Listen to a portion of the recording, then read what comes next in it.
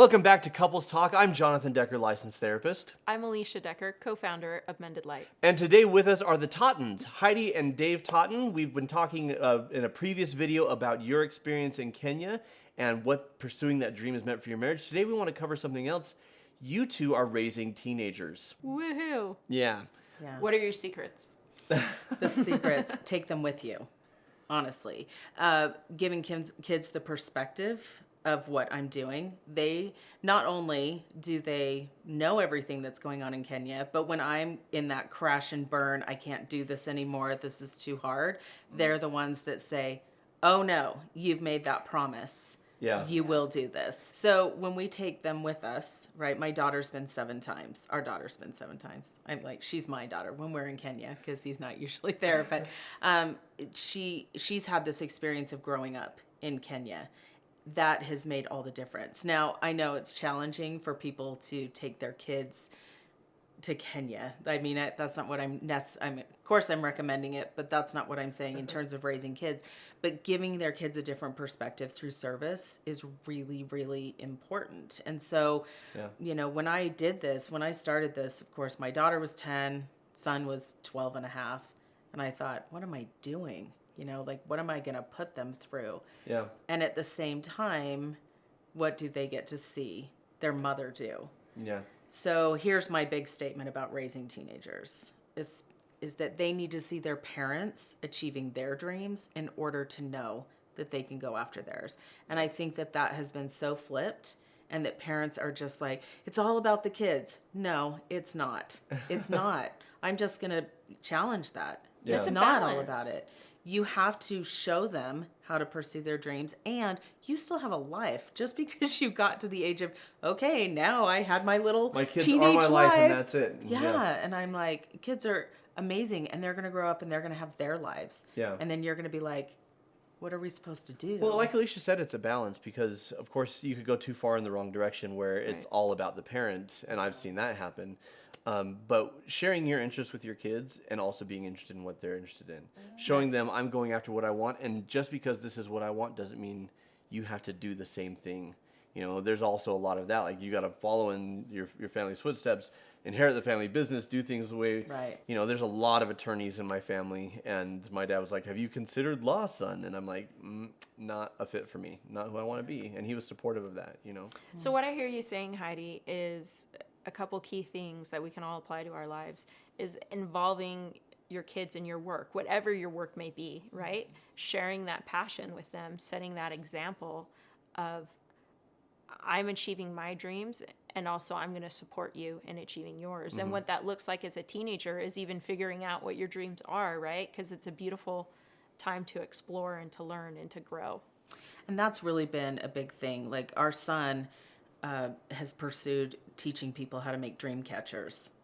He learned how to make them from a blind Native American shaman who's an albino that lives in Vegas. And he considers her his mentor, and he started making dream catchers, and they're beautiful. And he started a side business selling them, right? And then last summer he said, I want to learn how to crochet. And now he's crocheting blankets for people. And he's like, hey, I'll make you a deal. You buy me the yarn and I'll crochet the blanket. And so saying, all right, go pursue that. You know, 17-year-old boy, that's his interest. And video games, right? Right.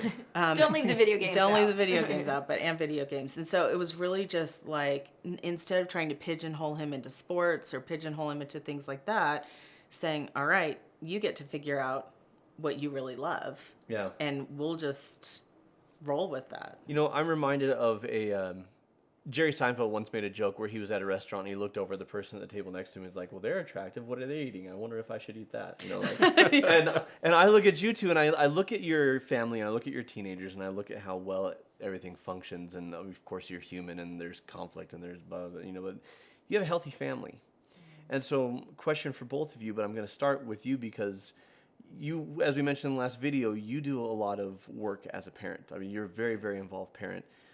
So I look at you with your teenagers, and I'm like, well, whatever they're doing is working. Like, what are you guys doing? You know, like kind of like the Seinfeld thing. What is your advice for raising teens? Find something that they're interested in, get interested in it as well. our kids like games, and so I play Minecraft with the kids. I pay for a Minecraft server so that we can all play. Heidi doesn't want to get involved in that. But Alicia and I are over here in awe of your sacrifice. I have played Minecraft a few times with my kids. It's what we've done for our one-on-one time, and it's not my favorite. Yeah. I mean, I think it's cool, but my thing is like, in order to get into Minecraft, you have to get into Minecraft. It's not like Super Mario where you play a few levels, and you're like, well, that was fun. Like Minecraft, you're building whole worlds and stuff. So yeah, But I remember my mom, I was interested in Jackie Chan in high school. And my mom, of her own accord, that would be the most distant thing from her interests. But she's like, all right, she bought me his biography, she would watch the movies with me, and she'd be like, tell me why you like this. And I'd be like, it's like Gene Kelly and Fred Astaire, but with punching and kicking. And she's like, okay, I can see that. And, and we really bonded. And it meant, and I knew that this was not something that she was just into. I knew that it was because of me, and that meant the world to me. yeah, and it's important to do that because and that's you can have one-on-one time as well. My daughter likes to go on walks, and I need to go on walks because I'm trying to lose some weight, and so she likes to go with me, and we have good times of just talking and connecting. And with my son, he was looking for something to do. He has to have something to do with his hands. Mm-hmm. Like dishes. Well, that would be great if he would do it. But, he watches videos or whatever, or learns how to do things in his games or whatever, but he needs to have something to do with his hands. And so he wanted to crochet a blanket or do something. And so I said, well, my office is down in the downstairs kitchen, and my back is up against this outside door, and it gets cold sometimes. So why don't I just go ahead and buy a blanket from you? And he came in and measured and planned it all out, and I funded a blanket that I have now, and it's awesome. And we just connected a lot in that aspect, and we've had lots of conversations. He's getting older.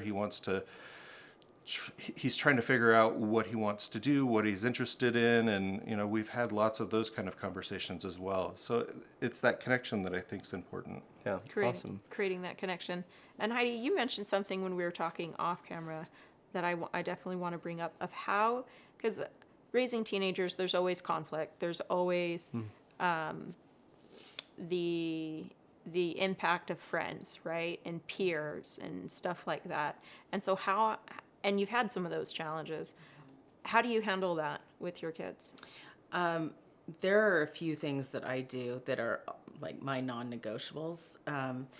Our daughter really struggled in 7th grade, which what kid doesn't struggle in 7th grade? But we had been coming out of homeschool. So we homeschooled for years and then put them in a charter school, and it was like dumping them into the lion's den, in terms of they weren't emotionally equipped to be able to handle those types of that type of chaos. Yeah. And so we have put ourselves girls in particular can be brutal. Really mean at that age. No, they can. Oh, I know. And 7th grade is just, universally, you know. So I have a few non-negotiables. One is I go in and I pray with my daughter every night. We take turns, and I use that as an excuse to start talking to her. So what'd you do today? Like, how was your day? Blah, blah, blah. Sometimes it's like, Mom, I got to go to bed. It doesn't matter. I'm opening the door, right? I'm giving her that opportunity. And sometimes it's like opening the floodgates, and she'll tell me everything, but she knows that I'm in her room every night. Now, when we first started that, it was right after her horrible 7th grade. And so it was a fight. Not really a fight. I mean, she was willing to do it, but it was like not that habit. Now she's like, Mom, come pray. Mom, come pray. Or she'll come into my room. So now it's become really an opportunity for me to tell her, like, how amazing she is, how I will never put her in harm's way like friends will, that if she feels off about something, like she's ended friendships, because she'll come to us and she'll say, yeah, I stopped talking to that person because it's really toxic, right? So we're giving them the language Yeah. of being able to say no. And I talked to her about boundaries, and I'm like, hold your boundaries. So she's like, I tell my mom everything. Well, what 15-year-old girl tells her mom everything? It's because I give her not just the ability, well, it's not just because I open the door to it, but I give her that specific time that she knows Yeah. is the time that she can talk about anything. No, that's brilliant. You know? It's a brilliant idea. And it was literally one of those things where I was like, okay, what could I do just every single day? That, and I'm super annoying, and like, we like maul our kids. We're super affectionate with them and just ad nauseum. And so, it's really that we're trying as much as possible to create their love language for them, to be the people that do that. Alicia does that with we have a teenager, and when he's like just grunting instead of communicating, she'll pretend that he just had a really meaningful conversation with her and just continue as if they just had this wonderful moment. And it's and you know what, he's actually starting to come out of it and starting to come And around. then I a little hug bit. him and I rub my cheek against his cheek and I tell him how lovable he is. Right? That's awesome. So what I hear you saying is you're creating meaningful ritual connections, or in a way that works for you and works for your kids, where you're seeking to meet their needs, and then you're talking to them about the fact that you're trying to meet their needs. And I think that's powerful. And I know we have similar things that we do. And sometimes when it's like, I'm trying this, but it's missing the mark, I even have that conversation with my kids and be like, I'm trying to love you, like, and this isn't working. So what do I need to do differently? So there's this book called Men Made Easy, and I actually read it decades ago, and then I practiced on him. And I would tell him, I would be like, I'm practicing Men Made Easy on you, right? And so he was like, okay, it's working. So whatever you're doing, it's working. I kind of have that same philosophy with the kids. So I'll say to Clara, my daughter, I'm like, I need to give you a 20-second hug at least a couple times a day. Yeah.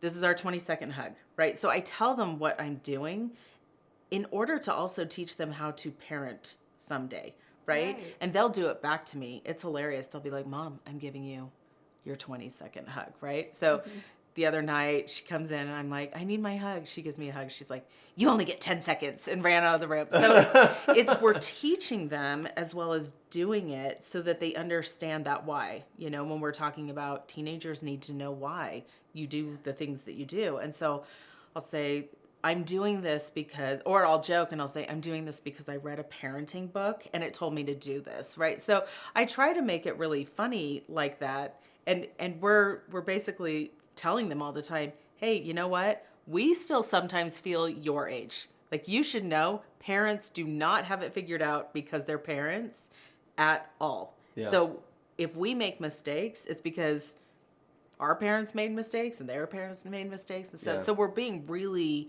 open and honest about that. And we don't mince words. Like, we talk about hard stuff, we're very open, and because you have to be in today's world. I mean, my word, what our teenagers are facing compared to even what we faced. I thought the 80s were a little scary, but it's nothing compared to now. Yeah, the 80s were just the opening act. So. Well, and I think you talk about making mistakes. We miss opportunities to teach our children accountability and humility when we don't model that. Absolutely. I know a lot of parents want to present as having all the answers, or they even blame the kids for their own behavior, like, look what you made me do, or I only acted that way because, and that's what you're teaching. And then these same parents get frustrated when their kids don't take ownership, right? And so being imperfect, I think, is actually a beautiful thing as a parent, because we can model, I was out of line and I'm sorry, or I was mistaken and my mom did that. She was always willing to learn from her kids, and that didn't diminish her authority, it increased it. It really does make a difference. There are so many times where I will let my kids help me because I want them to practice compassion. And the other night, in fact, my son had been triggering me so badly. This was kind of funny, and this will tell you. Dave's asleep. My kids come into the room. Dave's asleep. We have this whole conversation. Josh triggers me. I end up bawling my head off. Dave's asleep. like the entire time. And I'm like, how is he sleeping through this, right? And the kids were like, how is Dad sleeping through this when we're all sitting there talking openly and stuff? Were you really asleep? Oh, I was asleep. Okay. I don't remember Because any of I can this. see myself being like, if I hold, it's like Jurassic Park. Their vision is based on movement. You know, like hold very still. No, at one time he even flipped over, and I thought he was going to be like, what's happening? Nothing.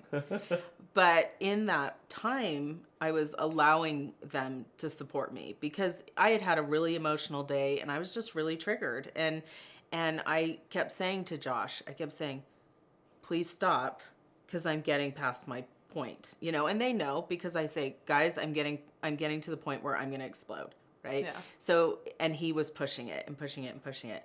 And, you know, Clara comes in and she's like, cut it out, you know, like yelling at our son and stuff like that.